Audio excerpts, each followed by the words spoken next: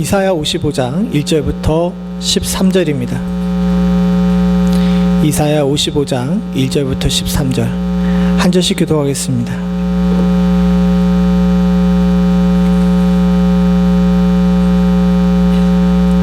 제가 먼저 1절 봅니다. 오호라 너희 모든 목마른 자들아 물러 나아오라. 돈 없는 자도 오라. 너희는 와서 사 먹되 돈 없이 값 없이 와서 포도주와 젖을 사라.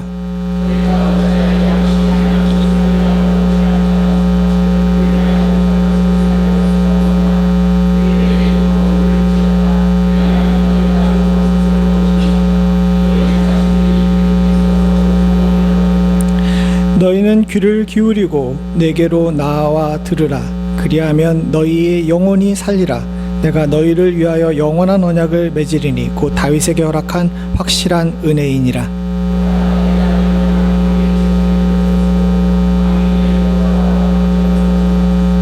보라, 내가 알지 못하는 나라를 내가 부를 것이며 너를 알지 못하는 나라가 내게로 달려올 것은 여호와 내 하나님 곧 이스라엘의 거룩하신 이로 말미암음이라. 이는 그가 너를 영화롭게 하였느니라.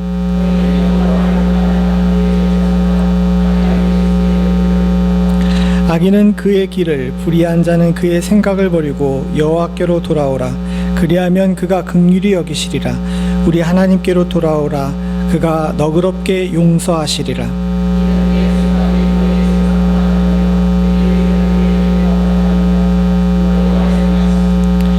이는 하늘이 땅보다 높음같이 내 길은 너희의 길보다 높으며 내 생각은 너희 생각보다 높음이니라.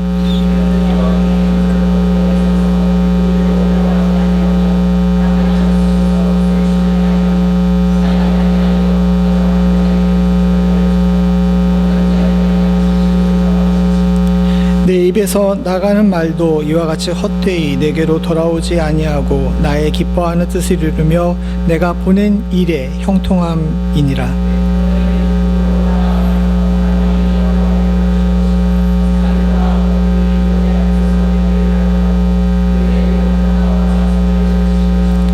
함께 읽겠습니다. 잣나무는 가시나무를 대신하여 나며 화석류는 칠레를 대신하여 날 것이라. 이것이 여호와의 기념이 되며 영원한 표징이 되어 끊어지지 아니하리라. 아멘. 이사야 55장은 우리가 너무도 잘 알고 있는 본문입니다. 그리고 여러분들께서 많이 설교를 들으셨을 거예요. 그런데 오늘은 여러분들이 그동안 듣던 그런 주제의 설교와는 조금 다른 방식으로 접근할까 합니다. 왜냐하면 9월 한 달은 제가 하나님과 동행을 주제로 말씀을 나눌 거거든요. 그래서 오늘 본문엔 분명히 이제 오실 예수 그리스도에 관한 이야기들과 구원의 역사에 관한 이야기들이 나와 있지만 조금 다른 부분으로 접근해서 하나님과 동행의 이유를 찾는 그런 주제로 여러분들과 말씀을 나누려고 합니다. 사실 인간은 참 불안한 존재예요. 제가 원래 신학을 말고 역사를 공부하고 싶었는데 역사를 쭉 보게 되면 한 번도 이렇게 안정되어 있던 시대가 없습니다. 뭔가 부족하고 뭔가 잘 안 맞기 때문에 그래서 그런지 모르지만 인류의 역사를 보게 되면 전쟁이 그친 적이 없고요. 또 역사적으로 보게 되면 갈등과 분쟁 때문에 많은 사람들이 여러모로 고통받고 아파하는 경우도 많이 있죠. 개개인을 봐서도 마찬가지입니다. 사랑하는 성도님들, 여러분들 지금 여러분들의 삶에 만족하십니까? 좀 고개라도 끄덕거려 주시지. 사실은 참 이 인간이 만족이라는 것을 갖기가 쉽지가 않아요. 주님과 동행하면 안식을 누릴 수가 있는데 사실은 안식의 반대인 이 불안이 우리의 삶을 지배하고 있다는 겁니다. 이게 현실이에요. 믿는 사람들이 이것을 부정해서는 안 됩니다. 사실은 우리가 예수로 말미암아서 평안하다라고 이야기하지만 그런 단계에 이르기는 참 쉽지가 않아요. 그렇게 예수를 잘 알고 성령에 충만했던 120문도를 제자들을 비롯한 120문도의 초대교회의 성도들도 불안하고 괴로운 일들 때문에 아파하고 힘들어했습니다. 그럼 성경이 거짓말이냐? 예수 안에서 평안을 누릴 수 있다 그러는데 정말 그게 아닌가? 라고 이렇게 생각하실 수 있지만 또 그것 또한도 아닙니다. 세상이 줄 수 있는 평안과 하나님이 주실 수 있는 평안은 분명히 달라요. 세상이 주는 평안은 불안한 평안이자 가짜 평안입니다. 그러나 주님께서 주시는 평안은 진정한 평안인 줄로 믿습니다. 근데 문제는 뭐냐면 이 진정한 평안을 담기에 우리의 머리는 너무 작고 우리의 마음은 너무도 다른 곳에 쏠려 있는 경우가 많다는 거죠. 심지어는 사도 바울도 로마서에 고백을 하죠. 내 안에 두 법이 싸운다고 얘기하잖아요. 이 두 법이 싸운다는 것 자체가 뭡니까? 사도 바울이 안정되어 있다는 거예요? 불안하다는 거예요? 이게 불안하다는 겁니다. 열심히 복음을 전하며 여러 교회를 돌보는 목회자임에도 불구하고 또 훌륭한 신학자이자 저 하나님 나라까지 이렇게 가서 본 사람임에도 불구하고 그 마음에 있는 불안을 온전히 해결할 수 없는 것은 우리가 이 땅에 살고 있기 때문에 그래요. 우리가 이것을 부정할 수 없습니다. 교회에 나오게 되면 모든 문제가 다 해결되고 평안하다 그러는데 목사님은 거짓말쟁이 이렇게 얘기하지 마시고 현실을 보시라는 거예요. 저와 여러분들이 이 땅이 밟고 있는 동안에 우리가 가지고 있는 이 불안의 문제를 온전히 해결할 수 없는 것이 사실입니다. 그럼 불안이 어디서 오느냐? 불안이 어디서 옵니까? 안정되지 않음이 어디서 오는지를 잘 찾아보게 되면 결핍에서 온다는 것을 알 수 있어요. 뭔가 부족하다는 것. 제가 아까 전에 역사 얘기를 했는데 역사 속에서 전쟁이 많이 일어나잖아요. 근데 전쟁이 일어나는 이유들을 자세하게 보게 되면 뭐 여러 가지 이유가 있어요. 두 왕가가 별로 사이가 안 좋아서 그렇고 또 어떤 곳에서는 축구 때문에 전쟁이 일어나기도 하고 막 여러 가지 이유가 있는데 결국 내면의 깊은 곳을 들여다보게 되게 되면 내가 가지고 있지 못한 것을 제가 가지고 있기 때문에 어떻게 합니까? 힘으로라도 뺏으려고 전쟁을 하는 거예요. 즉 내 안에 있는 결핍을 해결하지 못하기 때문에 그 결핍을 해결하기 위해서 다른 방법에서 찾아오는 겁니다. 그것이 경제적인 이유든 정치적인 이유든 또 다른 감정적인 이유든 그런 거예요. 그래서 성경은 이 부분에 대해서 명확하게 얘기해요. 인간은 목마른 존재라는 겁니다. 우리를 불안하게 하는 내면을 들여다보게 되면 결핍인데 그 결핍의 핵심은 결국 목마름이라는 거예요. 이 목마름이라는 이야기를 잘 생각을 해보십시오. 우리야 한국이라는 좋은 물이 나는 곳에 살고 또 이 멤피스라는 습기가 많은 곳에서 살고 또 우리 멤피스 물이 미국에서 좀 굉장히 좋은 편에 속하잖아요. 그렇기 때문에 이런 부분에 대해서 개념이 별로 없습니다. 그나마 그 물도 직접 안 먹고 어떻게 합니까? 정수기로 사 먹고 또는 정수해서 먹고 또는 사 먹기도 하죠. 물이 풍부한 삶 속에 살기 때문에 이 목마름의 아픔에 대해서 저희들 잘 모릅니다. 그러나 이사야가 살았던 이 고대 근동에서는요, 목마름은 아주 쉽게 접근할 수 있고 아주 고통스러운 갈급함이었어요. 결핍에 대해서 이야기하게 되면 저 근동의 사람들에게 있어서 목마름이라는 이야기만큼 더 절실하게 다가온 일이 없었던 겁니다. 즉 그래서 여기서 너희가 목마른 자들이다 라고 이야기하는 것은 너희는 참을 수 없는 결핍 속에 살고 있다는 것에 대해서 얘기하고 있는 것과 마찬가지라고 할 수 있죠. 사랑하는 성도님들, 저와 여러분들은 인생 속에서 많은 결핍을 느낍니다. 정서적 결핍도 있고요, 또 물질적 결핍도 느낍니다.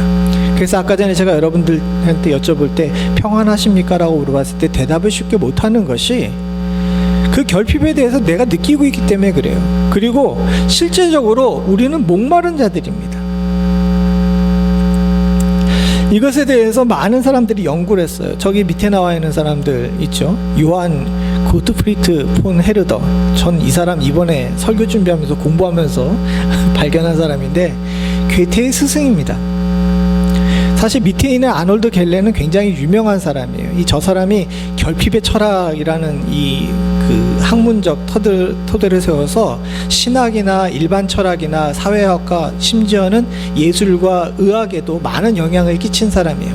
근데 이 두 사람이 나온 결론이 뭐냐면 인간은 결핍의 존재라는 겁니다. 이 책의 내용을 쭉 읽어보게 되면 저 아놀드 갤런이라는 사람의 얘기를 읽어보게 되면 인간이 만약에 결핍을 느껴가지고 그 결핍을 해결하기 위해서 노력을 해서 그 결핍을 갖다가 채웠어요. 그러면 만족할까요? 아니죠. 인간 안에는 또 다른 결핍을 발견하고자 하는 결핍 발견의 인자가 있다는 거예요. 그래서 또 다른 결핍을 향하여서 또 나가고 그렇게 되는 거죠. 이것이 긍정적인 면으로 발전하게 되게 되면 인간을 더 훌륭한 단계로, 사회를 더 높은 단계로 옮기지만, 이것이 잘못된 방향으로 가게 되면 어떻게 됩니까? 사회를 파괴하고 인간을 파괴하게 되는 거예요. 사실 이 결핍을 해결하는 문제를 잘 다스리는 것은 굉장히 중요합니다. 물론 오늘 성경 본문과는 좀 그렇지만은 이 결핍을 해결하면서 사람들은 많은 충돌을 일으키죠. 그러다가 이 문제에 대해서 해결책을 얻지 못하는 경우에 사람은 두 가지 방향으로 갈려요. 이 결핍을 해결하지 못한 것이 내게 원인이 있다고 생각하는 사람과 다른 사람에게 원인이 있다고 생각하는 사람이 있죠. 우리 모두는 다 이런 것들을 다 가지고 있습니다. 그런데 이게 과하면 안 돼요. 만약에 내게 이 문제가 원인이 있다고 생각하게 되는 것이 과하게 되면 뭐가 됩니까? 우울증이 되는 거예요. 반대로 내가 이 결핍을 해결하는데 실패했는데 이 원인이 다 바깥에 있다고 생각하면 뭐가 되는 거예요? 편집증이라 그래요. 정신분석학에서 이게 딱 명확하게 나와요. 우울증과 편집증인데 우리는 모두 다 2인자를 가지고 있어요. 그런데 이게 극단으로 가면 안 됩니다. 내 탓이야 라고 이제 천주교에서 맨날 내 탓이야 이거 하라고 이렇게 얘기를 하는데, 이게 과하게 되면요 우울증이 와가지고 사람이 망가져요. 반대로 남 탓이야 라고 이야기하면 어떻게 됩니까? 자신을 합리화시켜가지고 명확한 진리가 눈앞에 있고 현상이 눈앞에 있음에도 불구하고 다른 사람 탓을 하면서 그렇게 세계관을 구성해요. 그래서 잘된 것은 다 내 탓이고 못된 것은 다 다른 사람 탓이에요. 이 편집증의 대표적인 사람이 히틀러예요. 전쟁에서 이기면 누구 탓? 그 위대한 총통 탓이고, 전쟁에서 실패하면 다 누구 탓? 무능한 장군들 탓을 했거든요. 그러다 보니까 자기만의 세상 속에 살다가 결국 망하게 돼버리는 거죠. 제가 이 이야기를 왜 얘기하게 되냐면, 결핍을 잘 다루지 못하게 되게 되면 사람이 망가져요. 그렇기 때문에 우리가 결핍의 인자를 가지고 있는 자, 결핍의 존재라는 사실을 인정하면서 이 부분을 잘 다룰 줄 아는 지혜를 가져야 할 줄로 믿습니다. 그것이 하나님 앞에서 건강하게 사는 방법이에요. 지금까지 제가 드린 말씀은 일반적인 이야기가 아닙니다. 왜냐하면 하나님께서도 인간이 결핍의 존재라는 사실을 인지하고 계셨거든요. 그게 이렇게 된 데에는 우리가 자초한 면이 있습니다. 창세기 1장 28절과 3장 19절인데 우선 28절을 같이 한번 읽어보죠. 같이 봅니다. 하나님이 그들에게 복을 주시며 하나님이 그들에게 이르시되 생육하고 번성하여 땅에 충만하라. 땅을 정복하라. 바다의 물고기와 하늘의 새와 땅에 움직이는 모든 생물을 다스리라 하시니라. 창세기 1장 28절에 보게 되면 인간은 어떤 목적으로 창조되었습니까? 복을 주신다 그랬는데 어떤 목적이에요? 맨 끝에 나와 있죠. 뭐라 그럽니까? 다스리는 거예요. 그러니까 인간이 원래 창조는 다스림의 존재로서의 창조가 됐습니다. 근데 문제는 뭐냐 하면 에덴 동산에 살면서 무슨 일을 저질렀어요? 선악과를 따먹었죠. 그러고 나서 선악과를 따먹고 나서 하나님께서 에덴 동산에서 아담을 쫓아내시면서 하신 말씀이 3장 19절인데 여기를 보죠. 시작. 내가 흙으로 돌아갈 때까지 얼굴에 땀을 흘려야 먹을 것을 얻으리니 내가 그것에서 취함을 얻었습니다. 너는 흙이니 흙으로 돌아갈 것이니라 하시니라. 과거에는 다스리는 존재로 얻을 수 있는 먹을 것들이 이제는 어떻게 됩니까? 땀을 흘려야 된다는데 이 투쟁해야 된다는 거예요. 즉 다스리는 존재에서 투쟁하는 존재로 우리가 존재 목적이 바뀌어버리게 된 겁니다. 여기서 결핍이 생기는 거예요. 에덴에 있었을 때 다스리는 존재일 때는 결핍을 발견할 수가 없었어요. 그러다 보니까 인간이 그렇게 너무 느슨해지게 되면 엉뚱한 생각을 한다고, 내가 하나님처럼 돼버릴까 이러다가 일이 벌어졌다고 얘기하시는 목사님도 계신데, 그런 것까지 볼 필요 없이 우리가 그때에는 만족하는 존재였단 말입니다. 왜? 다스리는 존재였기 때문에. 그런데 우리가 이제 어떻게 됐어요? 만물을 향하여서 투쟁하는 존재가 된 겁니다. 저 흙을 해서 땀을 흘린다는 것 자체는 날씨와 싸워야 되죠. 토양과 싸워야 되죠. 또 뭐와 싸워야 됩니까? 우리의 건강과도 싸워야 돼요. 만물의 모든 것들을 향해 투쟁하는 존재로 바뀌었기 때문에 아무리 열심히 하고 아무리 힘을 쏟아도 뭔가 부족한 생활을 할 수밖에 없는 것이 우리의 현상이 됐다는 거죠. 이걸 인정해야 된다는 거예요. 그리고 이 부분에 대해서 결핍을 당할 수밖에 없는 우리는 두 가지의 결핍을 얻습니다. 좀 유식한 얘기로 해서 형이상학적 결핍과 형이하학적 결핍인데, 여기 성경에도 분명히 그것에 대해 나와요.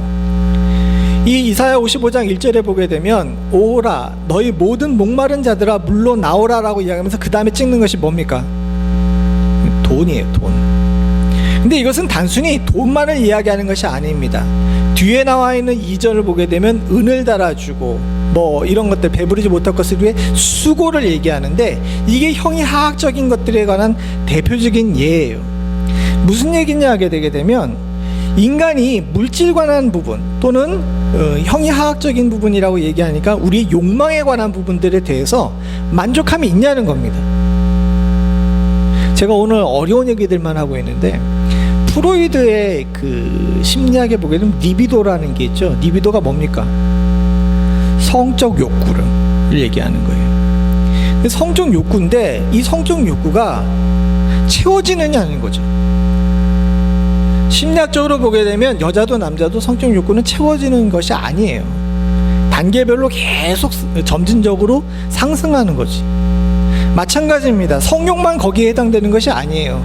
이 리비도란 얘기가 원래는 성욕에 관한 이야기였지만 후에는 모든 욕망을 대표하는 이야기가 되는데, 성욕만이 점진적으로 증가하는 것이 아니라 물욕도 마찬가지고 수면력도 마찬가지예요. 잠도요, 잠을 갖다가 많이 자면 어떻게 됩니까?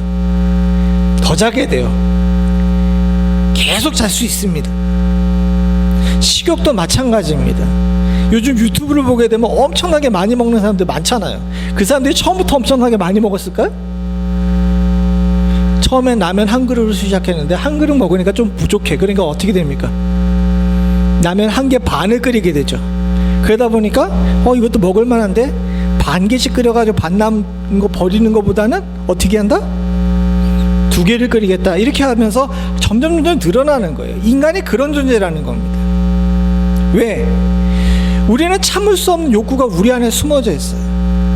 이 원죄로부터 오는 인간의 부족한 부분, 내가 뭔가 부족하다고 생각하는 이 원죄로부터 남겨져 있는 이 인자가 우리에게 계속 뭔가를 갈구하게끔 이렇게 만드는 겁니다.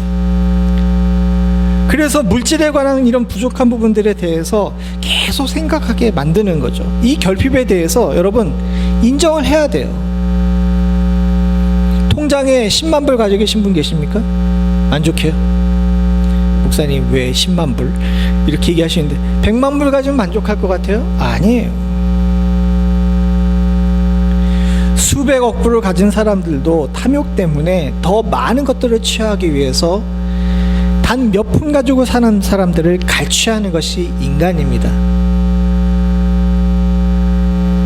우리는 우리의 현실에 대해서 정확하게 인지를 해야 돼요. 우리는 물질의 만족을 얻을 수 있는 사람들이 아니라는 거죠. 두 번째, 형이하학적인 부분도 마찬가지죠. 형이하학적인 부분에 보게 되면 양식이 아닌 것을, 배부르지 못할 것을 이렇게 하면서 우리의 삶의 목적에 대해서 물어봅니다. 우리의 삶의 목적이 사실은 이 문제가 있어요. 여러분 왜 사세요? 제가 예전에 한번 이걸 한국에 있는 교회 청년들한테 물었더니 너희들 왜 사니? 라고 물어봤더니 한 청년이 대뜸 뭐라 그런지 아십니까? 먹기 위해 살아요 그러더라고. 굉장히 덩치가 좋은 친구였거든요. 그냥 우스갯소리로 목사님이 또 이렇게 엉뚱한 소리 한다고 이렇게 생각을 하면서 그렇게 얘기하는지 모르지만은, 사람들의 사는 목적에 대해서 물어보게 되게 되면 쉽사리 대답을 못해요. 자식을 위해 산다, 나를 위해 산다, 뭐 심지어는 아까 전에 얘기한 것처럼 농담 삼아서 먹기 위해 산다, 이렇게 얘기하시는 분들이 있는데, 인간이라는 것 자체가 어느 방향을 바라봐야 되는지에 대해서 항상 갈급함을 느낍니다. 그래서 내가 왜 어떻게 살아야 되는지에 대해서 스스로 계속 물어볼 수 있는 존재가 바로 우리예요. 그게 인간과 다른 동물과의 차이입니다. 제가 왜 먹기 위해 산다고 그 얘기를 들었냐면, 동물들은 먹기 위해 살아요. 자손을 번식하기 위해 살고. 그러나 하나님의 형상을 닮은 우리는 좀 다르잖아요. 자손을 번창하기 위해서 먹기 위해 우리가 삽니까? 아니에요. 우리는 뭔가 다른 목적이 있다는 사실을 우리 스스로 다 깨닫고 있어요. 근데 문제는 뭐냐면, 문제는 내가 어떤 목적으로 살아야 되는지 다른 목적이 있다는 사실을 알고 있지만 그 목적이 무엇인지에 대해서 깨닫는 것이 쉽지가 않다는 겁니다. 그렇기 때문에 항상 정신적으로, 정서적으로 뭔가에 대해서 갈급함을 느끼죠. 그 자녀들에게 너 장래 희망이 뭐야? 라는 질문이 굉장히 나쁜 질문입니다. 어렸을 때 여러분들 장래 희망 적어내라고 이랬죠. 그때는 왜 그걸 그렇게 했는지 모르겠어요. 요즘은 안 한다는데 어렸을 때 보게 되면 장래 희망을 적으라 그럽니다. 우리 장로님 혹시 장래 희망이 뭡니까? 그때 당시에 군인이요. 예, 우린 모두 다 그랬어요. 장래 희망을 적었으라 그러면 직업을 적었죠. 저는 어렸을 때 목사라고 적었어요. 근데 생각을 해봅시다. 제가 나이 30이 돼가지고 목사가 됐거든요. 그럼 제 장래 희망은 이룬 거예요, 아닌 거예요? 그러면 그 다음 어떻게 해야 돼요? 죽어야 돼요? 내 장래 희망을 이뤘으니까, 나 목적을 다 했으니까 이제 만족해야 돼요? 그렇지가 않다는 거죠. 당신은 뭘 위해 살고 어떤 방향으로 살아야 되고 또 어떤 것들이 우리의 진정한 목적인가에 대해서 제대로 알려줘야 되는데, 세상 사람들은 도식화시키고 계량화시킬 수 있는 것으로 우리들의 삶을 그렇게 던져놓습니다. 근데 그렇게 돼가지고는 저 질문에 대해서 답을 얻을 수가 없다는 거예요. 그래서 우리가 사는 이 현상에 대해서 성경은 뭐라고 얘기하냐면, 양식하는 것으로 배부르지 않는 것들을 향하여서 수고하는 삶을 살고 있다는 거죠. 이 부분을 해결해야 된다는 겁니다. 그리고 오늘 성경에서는 이 부분에 대해 해답을 얘기해요. 먼저 형이상학적인 부분, 내가 왜 살아야 되지? 라는 부분에 대해서 뭐라고 대답을 하냐면, 성경에 보게 되면 여기 오늘 본문의 4절과 5절에 보게 되면 제일 먼저 뭐라고 시작해요? 보라라고 시작합니다. 보라. 이 질문에 대해서, 이 물질 또는 정서적인 불안, 그러니까 형이상학적인 불안에 대해서, 목적에 대해서 제대로 알지 못하는 사람들에 대해서 보라라고 이야기하면서 4절도 보라, 5절도 보라라고 시작해요. 너희 답이 여기 있다는 겁니다. 첫 번째 4절을 같이 한번 보죠. 4절 봅니다. 시작. 보라, 내가 그를 만민에게 증인으로 세웠으니 만민의 인도자와 명령자로 삼았나니. 아까 전에 얘기한 것처럼 우리가 형이상학적인 문제에서 목적지를 상실한 그런 문제를 가지고 있어요. 그러니까 목적지를 상실한 우리들에게 하나님께서 어떤 해답을 주시는 겁니까? 인도자와 명령자를 주신 거예요. 그러니까 목적지를 상실했으면 어떻게 됩니까? 누군가가 나서가지고 나를 따르라 해야 되는 거잖아요. 그죠? 근데 이 나를 따르라 하는 존재가 잘못된 존재면 뭐라고 얘기하는지 아십니까? 산 꼭대까지 올라가는데 뭐라 그래요? 어떻게 아셨어? 이 산이 아닌가 보다 이런단 말이죠.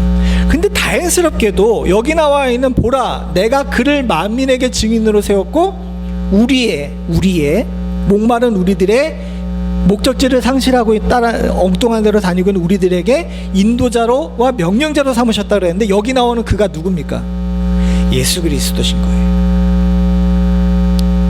우리가 신앙생활을 하면서 주와 동행한다는 것은 내가 결핍의 존재이고 내가 뭔가에 대해서 목적지를 제대로 알지 못하는 사실의 존재라는 사실에 대해서 인지를 하고, 나 대신 진정한 목적지를 향하여서 인도하고 나를 따르라 명령하실 수 있는 그분을 만나는 것이 우리들이 주님과 동행하는 이유라고 할 수 있습니다. 여러분들 스스로, 또 저희가 스스로 아무리 노력한다 할지라도 죄송한 얘기인데 여러분들과 저는 스스로 내가 어디로 가는지 목적지를 발견할 수가 없어요. 물론 저보다 여기 공부 많이 하신 분들도 있지만 적어도 철학이라는 부분에 있어가지고는 저도 참 많이 책을 보고 했거든요. 근데 수없이 많은 철학자들이 여기가 목적지다 저기가 목적지다 얘기했는데 아니에요. 다 말장난이지. 결국 이 부분에 대해서 우리가 예수를 만난다는 사실은 방황하던 내가, 표류하던 내가, 그래서 인생의 결핍을 느끼던 내가 진정한 인도자와 명령자를 만나가지고 이제는 더 이상 목적지가 헷갈리지 않는 존재가 됐다는 것을 의미하는 것인 줄로 믿습니다. 그래서 넌 장래 희망이 뭐야? 라고 물어보게 되면 예수 믿는 사람들에게 있어서 가장 좋은 대답은 난 예수님을 따라 사는 것이 내 인생의 목적이야 라고 이야기하면 정답입니다. 이건 조금 긴데 한번 같이 한번 읽어보죠. 같이 봅니다. 시작. 예수님의 구원은 힘으로 받는 것이 아니라 연약함과 결핍을 인정해야 받는다. 그 구원은 힘으로 이루어진 것이 아니라 복종과 섬김과 희생과 죽음을 통하여 이루어졌다. 여기 성경의 위대한 메시지가 있다. 하나님은 세상의 약한 것들을 택하여 강한 것들을 부끄럽게 하시고 미련하고 멸시받는 것들을 택하여 지혜 있는 자들을 부끄럽게 하시며 없는 것들을 택하여 있는 것들을 패하게 하신다. 그게 하나님이 일하시는 방식이다. 물론 뒤에 있는 얘기도 제가 많이 은혜를 받아가지고 적은 거지만 앞에 있는 것이 중요하죠. 연약함과 결핍을 인정해서 누구를 만나는 겁니까? 복종과 섬김과 희생과 죽음을 통하여서 새로운 길을 우리들에게 주신 예수 그리스도를 만나는 것입니다. 저 내용은 팀 켈러라는 목사님이 쓴 내가 만든 신이라는 책에 나오는 거예요. 페이지까지 알려주면 한 150페이지 정도였던 것 같습니다. 근데 그 목사님의 그 책들을 여러 개를 읽었는데 저 내용이 저는 팀 켈러 목사님이 하신 이야기 중에서 제일 마음에 와닿았어요. 내 연약함과 결핍, 이게 잘 인정이 안 되거든요. 근데 그걸 인정하고 나서 내가 방황하는 존재라는 사실을 알게 되면 예수님이 나한테 실존적으로 다가오게 됩니다. 그리고 그분밖에는 내가 길을 찾을 수가 없구나라는 사실을 알게 되면 우리의 방황이 끝나는 줄로 믿습니다. 마찬가지로 아까 전에 얘기한 물질의 문제, 이 물질의 결핍의 문제를 어떻게 해결하느냐, 하나님께서 또 얘기하시죠. 5절 같이 봅니다. 시작. 보라, 내가 알지 못하는 나라를 내게 부를 것이라. 너를 알지 못하는 나라가 내게로 달려올 것은 여호와 내 하나님 곧 이스라엘의 거룩하신 이로 말미암은 것이라. 이는 그가 너를 영화롭게 하였느니라. 여기서 나오는 답은, 이 물질적인 문제에 대한 결핍에 대한 답은 하나님께서 허락하시는 새로운 나라예요. 내가 알지 못하는 나라. 알지 못하는 나라가 두 번 나오면서 하나님께서 이 부분에 대한 해답을 내가 알지 못하는 나라로 우리들에게 주셨습니다. 이건 성경적 용어라기보다 신학적 용어로 하나님의 나라라 그래요. 근데 하나님의 나라는 두 가지 종류로 구분될 수 있죠. 하나는 뭡니까? 저 하늘나라에는 하나님 나라는 어떤 겁니까? 천국이고요. 이 땅에 있는 하늘나라는 하나님과 동행하는 나라를 얘기합니다. 근데 이 여기서 얘기하고 있는 이 5절의 내용은 두 가지를 다 얘기하는 거지만 조금 더 이렇게 깊이 보게 되게 되면 이 땅에서의 나라라고 볼 수 있어요. 근데 이 땅에서의 나라엔 많은 사람들이 나라라는 것을 이루는 목적이 좀 다른 겁니다. 세상 사람들이 나라를 이루는 목적은 무엇입니까? 나라를 이루는 목적이 뭐예요? 국가의 존재 이유가 뭡니까? 몰라요. 그냥 미국에 태어났으니까, 한국에 태어났으니까 그냥 살아요. 그러시 하십니까? 국가의 존재 이유가 뭐예요? 국민을 편안하게 하고 안전하게 만들며 그들에게 기회를 제공하기 위해서 국가라는 것들이 있죠. 물론 국가가 제대로 작동하지 않는 나라들이 너무 많아가지고 이게 헷갈리는 것이 여러분 당연한 겁니다. 여러분 따라합시다. 내가 무식한 것이 아니라 세상이 잘못됐다. 왜 이거 큰 소리로 따라야 되는데 편집증의 내용이 아니라 이게 정상이에요. 내가 무식한 게 아니라 세상이 정말 잘못된 간 거예요. 근데 원래적인 의미로 보게 되면 나라를 만든 이유가 개개인을 안전하게 만들고 그들에게 새로운 발전의 기회를 제공하기 위한 겁니다. 이건 제 얘기가 아니라 정치학에 나오게 되면 일장의 국가의 의미에 대해 나올 때 나오는 이야기예요. 그런데 하나님의 나라는 그 나라의 설립 목적이 세상의 설립 국가와 목적이 달라요. 자아실현, 좋게 말해서 자아실현이라고 얘기했는데 한마디로 얘기해서 욕망을 채우기 위해서 국가를 만드는 것이 세상의 국가인데, 여기서 말하는 하나님의 나라는 어떤 겁니까? 우리를 영화롭게 만드는 것이 하나님 나라의 목적인 겁니다. 즉 세상의 나라는 그 세상의 나라를 통해 가지고 너희들이 갖고 싶은 물질을 채울 수 있는 기회를 제공하고, 그것을 통해서 너희들의 결핍의 문제를 해결할 수 있게 만들고, 자아실현을 통해 가지고 너희들을 정서적으로 만족시키게 만드는 것이 세상의 나라라고 이야기하는데, 하나님 나라는 그게 안 된다는 것을 알고 있어요. 그래서 인간의 국가들은 계속 실패하고, 그래서 우리가 국가가 왜 존재하는지를 자꾸 모르게 되는 겁니다. 근데 하나님의 나라는 국가의 존재 이유가 분명해요. 뭡니까? 우리를 영화롭게 만드는 거예요. 우리가 영화롭게 되는 것은 하나님을 만나서 하나님의 사람으로 변화되는 겁니다. 즉 과거의 국가가 얘기하는 물질의 만족에 두고 사는 존재에서 이제는 하나님을 통하여서 이것, 배부르지 못할 것을 향해서 노력하고 그것의 결핍을 인하여서 괴로워하고 있는 사람에서 하나님을 인해서 나는 만족한다 하는 사람으로 변할 수 있게 되는 거죠. 좀 어려운 얘기면 그냥 그런가 보다 하고 넘어가면서 하나님 나라에 살아야 되겠구나 이렇게 아시면 돼요. 제가 이거보다 더 쉽게 설명하려고 참 많이 노력을 했는데 잘 안 되더라고요. 근데 여기 성경에서 얘기하고 있는 건 분명해요. 이 땅에서는 우리의 결핍을 해결할 수 있는 방법이 없는 거예요. 간단하게 얘기하게 되면 우리의 결핍을 해결하기 위해서는 예수 만나 주 따라가고 하나님 나라에 사는 것 밖에는 결핍을 해결할 수 있는 방법이 없습니다. 로마서 14장 17절을 읽어보죠. 같이 봅니다. 시작. 하나님 나라는 먹는 것과 마시는 것이 아니요 오직 성령 안에 있는 의와 평강과 희락이라. 거의 비슷하긴 하지만 좀 뉘앙스가 다르니까 밑에 표준 세번역도 같이 읽어보시죠. 시작. 하나님 나라는 먹는 일과 마시는 일이 아니라 성령 안에서 누리는 의와 평화와 기쁨입니다. 즉 세상의 나라는 먹는 것과 마시는 일에 집중되어 있는 나라라면 하나님의 나라는 뭐에 집중되어 있는 나라예요? 의와 평화와 기쁨에 집중되어 있는 나라라는 겁니다. 이런 나라 백성으로 우리가 바뀌어야지만 우리의 결핍을 느끼지 않게 되는 거예요. 그래서 주님께서 사람은 떡으로만 살 것이 아니요 하나님의 말씀으로 살아야 된다라고 이야기하신 것. 그리고 우리가 오늘 교동문에도 얘기했지만 푸른 마르고 꽃은 시드나 하나님의 말씀은 영영이 서리라 라는 것들이 사실 쉽게 이해가 되지 않는데, 이 말씀과 연관돼 가지고 하나님 나라를 이해하게 되게 되면 이젠 우리가 세상 나라에서 하나님 나라로 뽑혀 옮겨 심겼구나라는 사실에 대해서 깨닫게 되는 겁니다. 사실 말도 안 되잖아요. 사람이 떡으로 살지 그러면 빵으로 살아요? 빵으로 살지. 먹는 것으로 사는 존재예요. 그런데도 불구하고 사람이 떡으로만 살 것이 아니요 하나님 말씀으로 살아야 된다는 것이 믿지 않는 사람들에게는 이해가 안 가죠.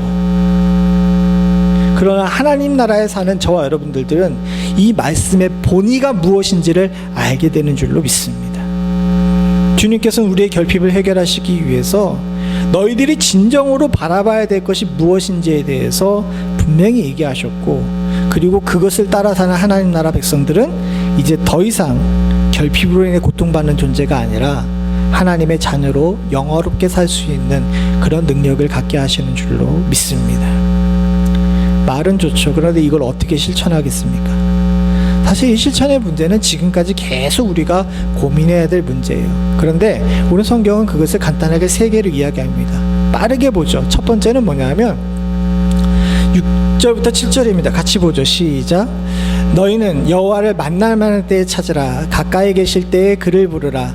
악인은 그의 길을, 불의한 자는 그의 생각을 버리고 여호와께로 돌아오라. 그리하면 그가 긍휼히 여기시리라.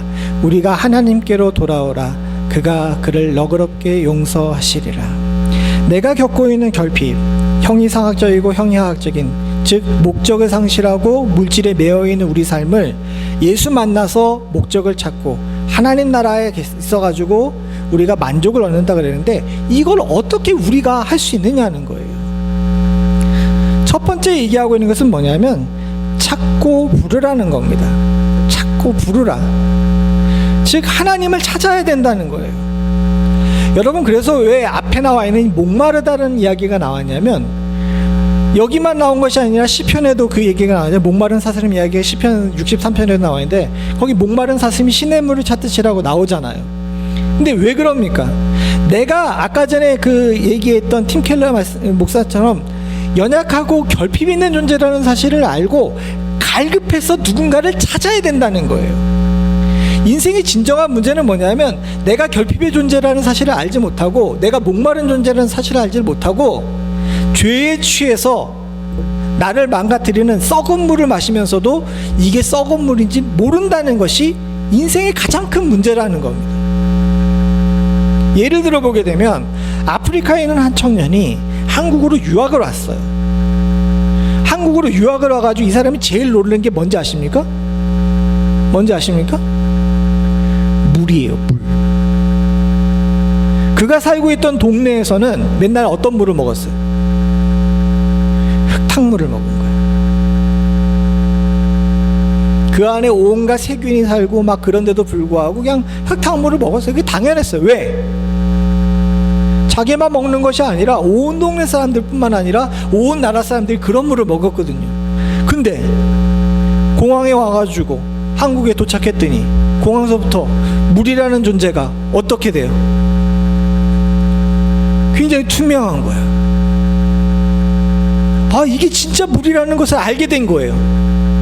그럼 과거에 자기가 먹었던 물은 자기를 망가뜨리고 자신의 신장과 위를 망가뜨리는 물이라는 사실을 알았는데 그 물 다시 먹겠어요? 아니잖아요. 우리도 마찬가지입니다. 우리의 가장 큰 문제가 뭐냐 하면요, 세상의 사람들의 가장 큰 문제는 뭐냐면, 지금 썩은 물을 마시고 있는데 자기가 썩은 물을 마시고 있다는 사실을 인지하지 못하는 거예요. 왜? 다 같이 먹고 있거든. 그러나 우리는 진짜 주님께로부터 나오는 생명의 샘물을 마신 존재인 줄로 믿습니다. 근데 다시 썩은 물을 먹어요? 그건 있을 수가 없는 일이에요. 그러니까 이사야는 이야기합니다. 우리가 우리의 결핍을 알고 그 문제 해결 방법이 하나님께 있다는 사실을 알았으면은 어떻게 해야 되는 거예요? 찾아야 돼요. 그리고 불러야 돼요. 즉 갈급함이 우리들의 마음 가운데 넘쳐나야 될 줄로 믿습니다. 말씀에 대한 갈급함, 하나님 만남에 대한 갈급함이 없으면 우리는 참 큰일이에요. 주님께서 얘기합니다. 시편 42편 5절 같이 한번 읽어보죠. 시작. 내 영혼아, 내가 어찌하여 낙심하며 어찌하여 내 속에서 불안하여 하는가? 너는 하나님께 소망을 두라. 그가 나타 도우심으로 말미암아 내가 여전히 찬송하리로다. 여러분들 잘 아시는 말씀이죠. 낙심하고 불안해 있는 내 결핍한 자들이, 결핍의 마음들이 주님을 만남으로 말미암아 하나님께 소망을 둠으로 말미암아 해결될 수 있는 줄로 믿습니다. 이렇게 해결하실 수 있는 은혜가 있기를 소원합니다. 두 번째 방법은 뭐냐면요, 8절부터 9절에 나와 있습니다. 시작. 이는 내 생각이 너희 생각과 다르며 내 길은 너희 길과 다름이라. 여호와의 말씀이니라. 이는 하늘이 땅에서 높은 것이 내 길은 너희 길보다 높으며 내 생각은 너희의 생각보다 높음이니라. 여기서 알 수 있는 방법이 뭐냐 하면요, 하나님의 방법을 우리가 알아요, 몰라요? 알지 못해요. 이게 쉽지가 않은 일입니다. 그래서 아까 전에 얘기한 그 5절에 나와 있는 그 알지 못하는 나라라고 나와 있죠. 왜 알지 못하는 나라라 그랬습니까? 이해할 수가 없기 때문에 그래요. 즉 무슨 얘기냐면, 사랑하는 성도님들, 하나님이 우리 안에 오셔가지고 우리의 결핍을 해결하는 문제는 이해하려 하지 마세요. 솔직히 말하게 되면, 이 이야기를 하게 되면 제가 30분 동안 설교한 거 다 뒤엎는 건데, 다르게 얘기하게 되면요, 이게 복음이에요. 여러분들의 결핍을 해결할 수 있는 방법은요, 예수를 이해하고 믿는 것이 아니라 그냥 믿는 겁니다. 인간이 자신이 해결할 수 없는 부분에 대해서 그 부분에서 붙들고 있게 되게 되면 더 큰 혼란과 더 큰 아픔이 있을 수밖에 없어요. 그래서 성경은 이야기합니다. 내 생각과 내 생각은 다른데 넌 아무리 해도 나는 나의 생각을 어떻게 한다? 알 수가 없다. 그러니 어떻게 합니까? 그 머리 똑똑한 바울도 믿음으로 말미암아 의롭게 된다라고 이야기하면서 지식과 이해, 율법과 행위가 아니라 오직 믿음만이 우리를 혼란에서 건져낼 수 있다는 사실에 대해서 분명히 얘기하고 있습니다. 사랑하는 성도님들, 이해하지 마시고 믿으시기 바랍니다. 믿게 되면 이해하게 되는 줄로 믿습니다. 마지막으로 세 번째입니다. 세 번째 우리가 해야 될 것은 뭐냐면 약속을 신뢰하는 겁니다. 12절부터 13절을 같이 한번 읽어보죠. 시작. 너희는 기쁨으로 나아가며 평안히 인도함을 받을 것이요 산들과 언덕들이 너희 앞에서 노래를 바라고 그의 모든 나무가 손뼉을 칠 것이며 잣나무와 가시나무를 대신하여 나며 화석류는 칠레를 대신하여 날 것이라. 이것이 여호와의 기념이 되며 영영한 표징이 되어 끊어지지 아니하리라. 그냥 이렇게만 읽으면 내용을 잘 모릅니다. 근데 이 내용을 뭔가 좀 설명이 있어야 돼요. 근데 이게 설명을 할 필요가 없이 표준 세번역을 읽게 되면 이게 무슨 내용인지 알게 됩니다. 같이 한번 읽어보죠. 시작. 참으로 너희는 기뻐하면서 바벨론을 떠날 것이며 평안히 인도받아 나올 것이다. 산과 언덕이 너희 앞에 소리 높여 노래하며 들의 모든 나무가 손뼉을 칠 것이다. 가시나무가 자라던 곳에는 잣나무가 자랄 것이며 찔레나무가 자라던 곳에는 화석류가 자랄 것이다. 이것이 영원토록 남아서 주께서 하신 일을 증언할 것이다. 사실은 앞에 나와 있는 읽었던 우리 성경이 원어 그대로를 번역한 거고요. 이 뒤에 나와 있는 이 부분에는 원어에 나와 있지 않은 바벨론을 떠날 것이다 라는 이 내용이 붙어 있죠. 즉 무슨 얘기냐 하게 되면 12절부터 13절은 바벨론에서 이스라엘 백성들을 회복할 것이라는 것에 대한 예언이에요. 근데 하나님께서 이 부분에 대해서 뭐라고 얘기하시냐면 내가 예언한 것을 반드시 지킬 것이라는 사실에 대해서 여기 13절에 보니까 어떻게 됩니까? 주께서 하신 일들을 증언할 것이다 라고 이야기합니다. 우리가 하나님께서 우리의 결핍을 해결하실 거라는 사실에 대해서 약속을 신뢰하는 마음이 우리 가운데 있어야 되는 거예요. 조금 전에 말씀하신 이해하지 말고 믿으라는 것은 시작이라 그러게 되면 여기 나와 있는 이 믿음과 신뢰는 그 과정과 결말입니다. 그렇게 되면 주님께서 반드시 우리를 결핍에서 해방시키실 줄로 믿습니다. 사랑하는 성도님들, 오늘 굉장히 좀 어렵다고 생각하실 수 있을 수 있어요. 그러나 그렇게만 생각하시지 말기 바랍니다. 간단하게 우리가 정리를 해보죠. 인간은 어떤 존재? 결핍의 존재. 그게 정신적이든 물질적이든 우리는 결핍의 존재예요. 이 문제를 해결할 수 있는 방법은 뭐? 예수 만나 하나님의 나라에 사는 거예요. 그럼 예수 만나 하나님의 나라에 사는 방법은 뭐예요? 찾고 믿고 신뢰하는 겁니다. 이게 믿음의 요체예요. 오늘날 세상이 몹시도 혼란스럽습니다. 지난주에 플로리다는 태풍이 지나갔습니다. 템파에 있는 목사님이 계셔가지고 그분과 통화를 했는데 목사님이 그러시더라고요. 집 밖에 나가면 경찰이 막는다고. 그리고 영상에 보신 분들도 있겠지만 주유소에 지붕이 무너진 게 아니라 주유기가 뽑혀서 날아가요. 그런 일들이 있었죠. 그리고 오늘 가기 전에는 곳곳에 토네이도가 이렇게 분다고 이렇게 예언을 했습니다. 사실 감사한 게 요즘처럼 멤피스에 사는 거 감사하는 때가 없는 것 같아요. 온통 세상이 막 여러 가지 일들이 있는데 주님께서 정말 은혜 주셔가지고 감사함 가운데 우리가 살고 있습니다. 그러면서 그거 좀 곰곰이 생각해 봤어요. 우리 필리핀 선교사님도 왔다 가시고 또 시카고에서 우리 함께 목회하는 우리 친척 목사님도 이렇게 내려오셔가지고 이번 주가 참 여러 분들과 만나는 그런 과정이었는데 모두 다 다른대로 자신들의 삶에서 벽에 부딪히는 경우가 많더라고요. 시카고에서 오신 목사님도 그렇고 템파에 있던 그 목사님도 그렇고 또 필리핀에서 오신 선교사님도 그렇고 다 벽을 만나는 경우들이 많이 있었습니다. 근데 참 다 각자 참 잘 사셨어요. 그 어려운 지역에서 혼자 목회하시는 그 목사님도 자연재해 앞에 두고서 허허 웃으시면서 그 잘 넘기시는 모습을 봤고, 시카고에서 어려운 환경 속에서 목회하시는 그 목사님도 교회 가운데 겪었던 여러 어려움들을 잘 이겨내시는 이야기를 하는데 참 거기에 감동도 받았고, 특별히 우리 필리핀에서 오신 선교사님들이 그 어려운 환경 속에서도 하나하나 이루어가는 내용들을 들으면서 저 나름대로 도전을 받았습니다. 그런데 그 세 분들 모두에게서 공통적으로 발견할 수 있는 것이 뭐냐면 다 각자 다른 환경에, 다 각자 다른 문제에, 다 각자 다른 이슈의 어려움을 가지고 있었지만 결국은 해답은 딱 하나뿐이었던 거예요. 하나님이셨습니다. 그렇지 않아요?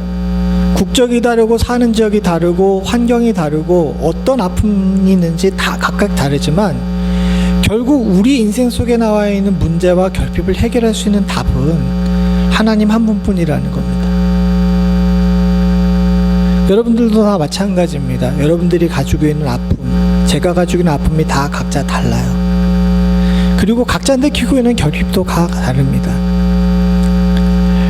근데 곰곰이 잘 생각해 보게 되면 그 문제를 하나님 앞에 나와서 하나님과 해결하려고 하는 경우는 참 쉽지가 않아요.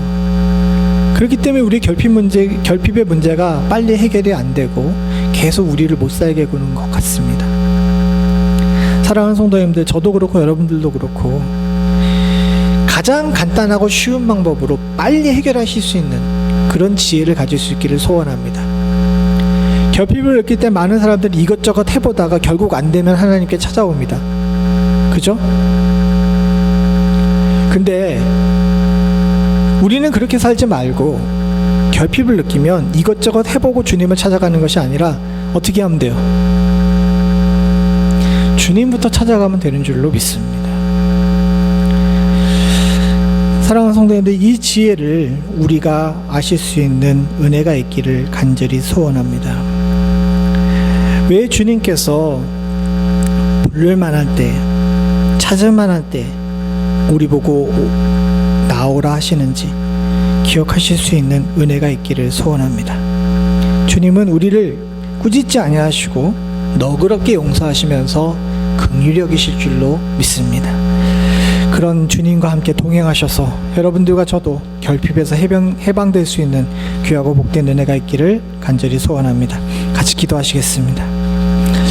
하나님 아버지, 주의 사랑하는 성도들 삶의 여러 가지 문제로 인해 아파하고 괴로워하고 있는 것 주께서 아시는 줄로 믿습니다. 주님 나라 가는 그 순간까지, 이 땅에서 생명이 마치는 그 순간까지 이 문제가 우리의 평생을 괴롭힐 거라는 사실을 오늘 다시 한번 깨닫게 되었습니다. 그러나 이로 인해 슬퍼하지 않으면 이 문제에 대한 답을 주님께서 이미 우리들에게 허락하시는 줄로 믿사오니 인생의 혼란 가운데서도 인도자 되시고 명령자 되시는 우리 주님을 온전히 따라가며 하나님 나라 안에 살 수 있는 은혜가 우리 가운데 있을 수 있도록 주여 도와주시옵소서. 이를 위해 찾고 믿고 신뢰함이 우리 가운데 있어야 될 줄로 믿습니다. 그러나 안타깝게도 우리의 삶에 주님을 찾는 일들이 점점 적어지고 주님을 향한 믿음이 점점 흐려지며 주님의 약속을 신뢰하는 마음에 의심이 끼는 이런 아픔들이 우리 가운데 있음을 주께서 아시는 줄로 믿습니다. 하나님 바라고 소원하기는 우리 안에 성령의 능력이 다시 한번 임함으로 말미암아 주를 더욱 찾고 주를 더욱 믿으며 주를 더욱 신뢰할 수 있는 은혜를 허락하여 주시사 혼란스러운 인생 가운데 결핍으로 사는 자들이 아니라 만족으로 사는 자들 될 수 있도록 주여 도와주시옵소서. 주께서 우리 가운데 함께 하실 줄로 믿사옵고 모든 말씀 예수님의 이름으로 간절히 기도드리옵나이다.